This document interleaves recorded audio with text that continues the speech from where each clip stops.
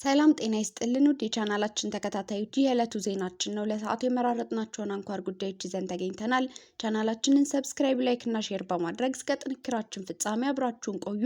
አሁን በቀጥታ ወደ ዝርዝሩ እንውሰዳችሁ። እስራኤል በሰነዘረችው ጥቃት ቢያንስ 3 የሕክምና ባለሙያዎች መገደላቸውን የሊባኖስ ባለስልጣናት ገለጹ።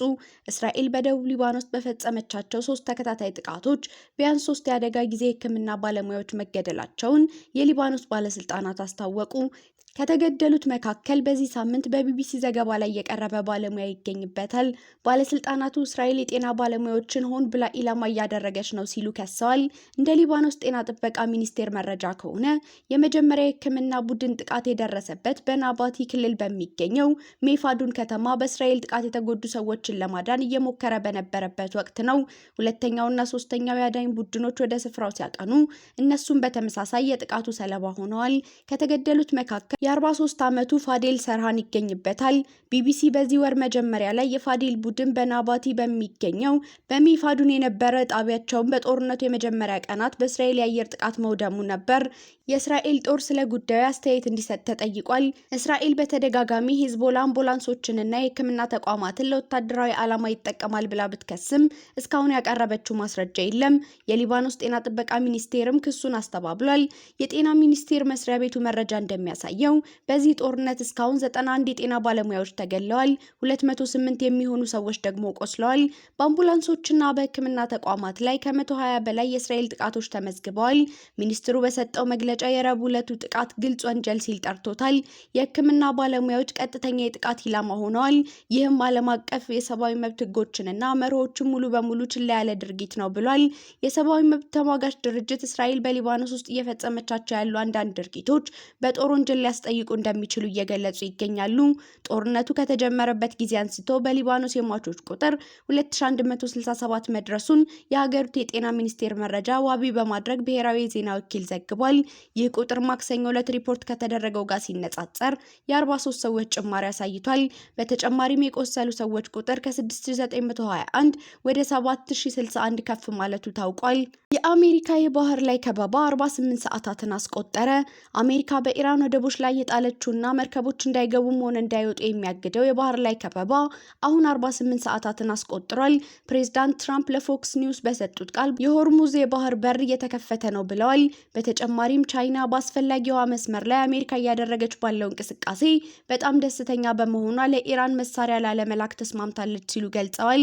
ኢራን በበኩሏ በባህረ ሰላጤውና በቀይ ባህር ላይ የሚደረጉ የንግድ እንቅስቃሴዎች ላይ ዛቻ ሰንዝራለች። የኢራኑ አዛዥ አሊ አብዱላ ከበባው ካልተነሳ ኢራን በፋርስ ባህረ ሰላጤ፣ በኦማን ባህርና በቀይ ባህር ላይ የሚደረግ ማንኛውም አይነት የገቢም ሆነ የወጪ ንግድ እንቅስቃሴን ትከለክላለች ሲሉ አስጠንቅቀዋል። ስለ አሜሪካና ኢራን የሰላም ንግግር እስካሁን ግልጽ የሆነ መረጃ የለም። ትራምፕ ድርድሩ በዚህ ሳምንት ሊቀጥል እንደሚችል ቢናገሩም እስካሁን ይፋዊ ማረጋገጫ አልተገኘም። ይሁን እንጂ የኢራን የውጭ ጉዳይ ሚኒስቴር ከአሜሪካ ጋር ያለው ግንኙነት መቀጠሉን የገለጸ ሲሆን አንድ ከፍተኛ የአሜሪካ ባለስልጣንም የ2 ሳምንቱን የተኩስ አቁም ስምምነት ለማራዘም ንግግሮች እየተደረጉ መሆኑን ለቢቢሲ ተናግረዋል። የብሪታንያ የፋይናንስ ሚኒስቴር በኢራን ላይ የተከፈተውን ጦርነት ስህተት ነው ሲሉ አስታወቁ። የብሪታንያ የፋይናንስ ሚኒስቴር አሜሪካና እስራኤል ከኢራን ጋር የጀመሩት ጦርነት ስህተት ነው ሲሉ የገለጹ ሲሆን ድርጊቱ ዓለምን የተሻለችና ደህንነቱ የተጠበቀ ቦታ ማድረጉ ላይ እርግጠኛ እንዳልሆኑ አክለዋል። ሪቭሲንን አስተያየት የሰጡት በዋሽንግተን ዲሲ የአሜሪካ የዜና ጣቢያ ሲኤንቢሲ ባዘጋጀው ዝግጅት ላይ ተገኝተው በተናገሩበት ወቅት ነው። ጥያቄው የኢራንን አገዛዝ ትወዳለህ ወይስ አትወድም የሚለው አይደለም። እኔ የኢራንን አገዛዝ በጽኑ እቃወማለሁ። ነገር ግን ዋናው ጉዳይ መምጣት የሚፈለገው ለውጥ በምን መንገድ ማምጣት ይቻላል የሚለው ነው ብለዋል። አክለውም ክፍት የሆኑ የዲፕሎማሲ መስመሮች፣ የሀሳብ ልውውጦችና መደበኛ ውይይቶች እየተካሄዱ ነበር ሲሉ አስታውሰዋል። እነዚህ ውይይቶችን አቋርጦ ወደ ግጭት ውስጥ መግባት ስህተት ነው። ምክንያቱም ዛሬ ከጥቂት ሳምንታት በፊት ከነበረን ሁኔታ ይልቅ አሁን የበለጠ ሰላምና ደህንነት ላይ ነን ብዬ አላምንም ሲሉ ስጋታቸውን ገልጸዋል። ሚኒስትሯ ከአየርላንድ፣ አውስትራሊያ፣ ጃፓን፣ ስዊድን፣ ኔዘርላንድ፣ ፊንላንድ፣ ስፔን፣ ኖርዌይ፣ ፖላንድ እና ኒውዚላንድ አቻዎቻቸው ጋር በመሆን የአሜሪካ ኢራን ጦርነትን በፍጥነትና በዘላቂነት እንዲያበቃ ጠይቀዋል። ሚኒስትሮቹ በሆርሙዝ የባህር ሰርጥ በኩል ነፃና ደህንነቱ የተጠበቀ መጓጓዣ እንዲኖር ፍላጎታቸውን የገለጹ ሲሆን ይህም በኢኮኖሚ እድገት፣ በነዳጅ ዋጋና በኑሮ ደረጃ ላይ የሚከተለውን ተጽዕኖ በተለይም በድሆችና ተጋላጭ ወገኖች ላይ የሚደርሰውን ጫና ይቀንሳል የሚል ተስፋ እንዳላቸው ገልጸዋል። ሚኒስትሮቹ ባወጡት መግለጫ የሚከተለውን አስፍረዋል። እንደገና የሚያገረሽ ግጭት፣ የጦርነት መስፋፋት ወይም በሆርሙዝ የባህር ሰርጥ ላይ የሚቀጥል መስተጓጎል ለዓለም አቀፍ የኢነርጂ ደህንነት፣ ለአቅርቦት ሰንሰለት እንዲሁም ለኢኮኖሚና ለፋይናንስ መረጋጋት ከፍተኛ አደጋን ይፈጥራል። አክለውም ለግጭቱ ዘላቂ መፍትሄ ቢገኝ እንኳ በኢኮኖሚ እድገት፣ በዋጋ ግሽበትና በገበያ ላይ የሚያሳድረው ተጽዕኖ ለረጅም ጊዜ ይቀጥላል ብለዋል። ኢራን ከአሜሪካ ጋር ስለምታደርገው ቀጣይ ድርድር ከፓኪስታን ልዑክ ጋር ከተወያየች በኋላ እንደምትወስን ገለጸች። ከኢራን እስላማዊ አብዮታዊ ዘበኛ ኃይል ጋር ግንኙነት ያለው ታስኒም የዜና ወኪል አንድ ታማኝ ምንጭን ዋቢ በማድረግ እንደዘገበው ኢራን ከአሜሪካ ጋር ስለሚኖረው ቀጣይ ዙር ድርድር የምትወስነው ዛሬ ከፓኪስታን ልዑክ ጋር የምታደርገውን ስብሰባ ተከትሎ ይሆናል። ምንጮቹ እንደገለጹት አሜሪካና እስራኤል ከሊባኖስ ጋር የተኩስ አቁም ስምምነት ላይ መድረሳቸው ኢራን ለቀጣይ ዙር ድርድር ለምትሰጠው ውሳኔና አዎንታዊ ምልክት የሚሆን ይሆናል። ይሁን እንጂ አሜሪካ ለድርድሩ ተገቢ የሆነ ማዕቀፍ መከተል አለባት ያለው ዘገባው ዋሽንግተን ከመጠን ያለፈ ጥያቄዎችን በማቅረብ ሂደቱን ለማስተጓጎል ወይም ከተኩስ አቁሙ በፊት የገባቻቸውን ቃሎች ማጠፍ የለባትም ሲል አክሏል።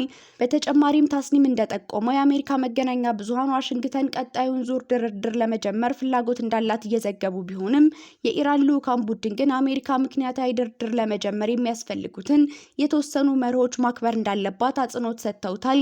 አሜሪካ ስለ ሁለተኛው ዙር ድርድር ከኢራን ጋር ንግግር እያደረገች ቢሆንም እስካሁን የተቆረጠ የጊዜ ሰሌዳ ለመኖሩን ቢቢሲ ተረድቷል። በተጨማሪም ዩናይትድ ስቴትስ ፕሬዝዳንት ዶናልድ ትራምፕ ኢራን ስምምነት ላይ ለመድረስ ቁርጠኛ መሆኗን እስኪያምኑ ድረስ አሜሪካ የጣለችውን የባህር በር ላይ ከበባ እንዲቀጥል ፍላጎት እንዳላቸው ታውቋል። የፓኪስታን ልዑክ ቴሄራን ገባ። በጦርነቱ ማብቂያ ላይ እንዳደራዳሪ ሆና እየሰራች ያለችው የፓኪስታን ልዑክ ቴሄራን መግባቱ ታውቋል።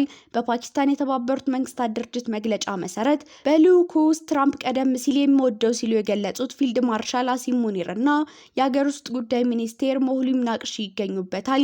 ቀደም ብሎ የኢራን መንግስታዊ መገናኛ ብዙሃን IRIB እንደዘገበው ልዑኩ ከአሜሪካ የተላከ መልእክትን የሚያደርስና ለሁለተኛ ዙር የሰላም ንግግር እቅድ የሚያወጣ ይሆናል። በተመሳሳይ ጊዜ ፓኪስታን ጠቅላይ ሚኒስቴር ሙሐመድ ሼህባዝ ሻሪፍ ስለ ቀጠናዊ ሁኔታዎች ሀሳብ ለመለዋወጥ ጅዳ ሳውዲ አረቢያ መግባታቸውን የጽህፈት ቤታቸው መግለጫ አመላክቷል። የሰዓቱ መረጃዎቻችን ያዳመጣችሁትን ይመስል ነበር። ስለተከታተላችሁን እያመሰገንን ቻናላችን ሰብስክራይብ፣ ላይክ እና ሼር በማድረግ ቤተሰብ እንድትሆኑ እየጋበዝን በዚሁ ተሰናበትን።